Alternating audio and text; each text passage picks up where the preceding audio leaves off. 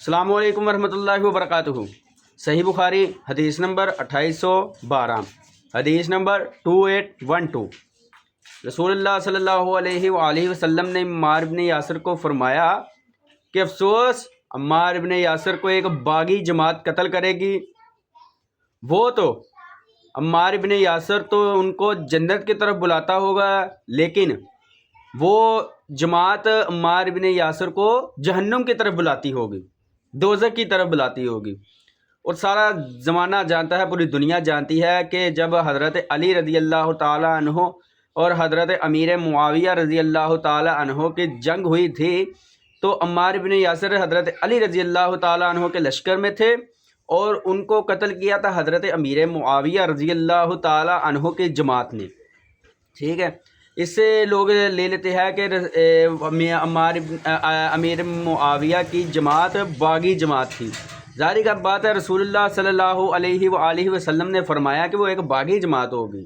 ٹھیک ہے، اور ساتھ میں رسول اللہ صلی اللہ علیہ وآلہ وسلم نے یہ بھی فرمایا ہے کہ تم میرے صحابہ اور اہل بیت کے معاملے میں مت بولو، کیونکہ اگر آپ ان کے معاملے میں بولیں گے، حضرت علی رضی اللہ تعالیٰ عنہ اور امیر معاویہ رضی اللہ تعالیٰ عنہ کے بارے میں بولیں گے، ان کی جنگ کے بارے میں بات کریں گے، تو آپ کو کسی اور کو غلط کہنا ہوگا، اور جو کہ درست نہیں ہے۔ ہاں، ان کا حضرت صحابہ کرام رضوان اللہ علیہم مجمعین تمام جنتی ہیں، اور ان کو غلط کہنے والا کافر نہیں ہو جاتا۔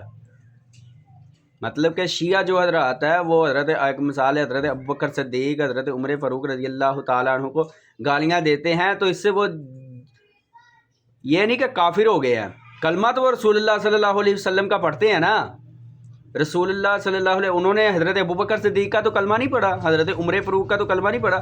صحابہ کرام رضوان اللہ علیہم مجمعین کو غلط کہنے والا ہاں گناہ گار ضرور ہوتا ہے، لیکن وہ کافر نہیں ٹھہراتا، مسلمان ہوتا ہے وہ۔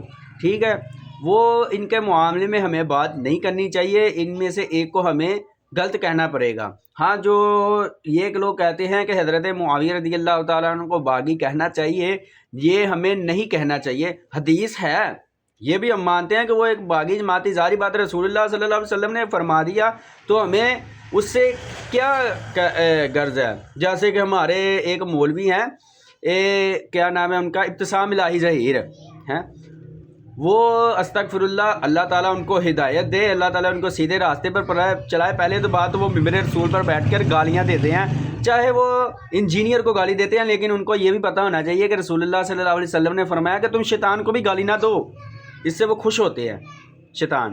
ٹھیک ہے، اور اللہ تعالیٰ نے بھی قرآن میں گالی دینے سے منع فرمایا کہ تم دوسرے لوگوں، دوسرے مذہب کے خداؤں کو گالی نہ دو، ہو سکتا ہے وہ تیش میں آ کر تمہارے خدا کو گالی دے۔ ٹھیک ہے، دوسری بات، یہ ویڈیو دیکھیں، عمار کو جہنم کی طرف بلاتا ہوگا، معاذ عمار کو جہنم کی طرف بلاتا ہوگا، اور یہ جو جہنم کی طرف بلانے والا گروہ تھا نا، معاذ اللہ، یہ امیر معاویہ، انہوں نے کہا ہے کہ نعوذ باللہ کا ہے رسول اللہ صلی اللہ علیہ وسلم کے کلام پر۔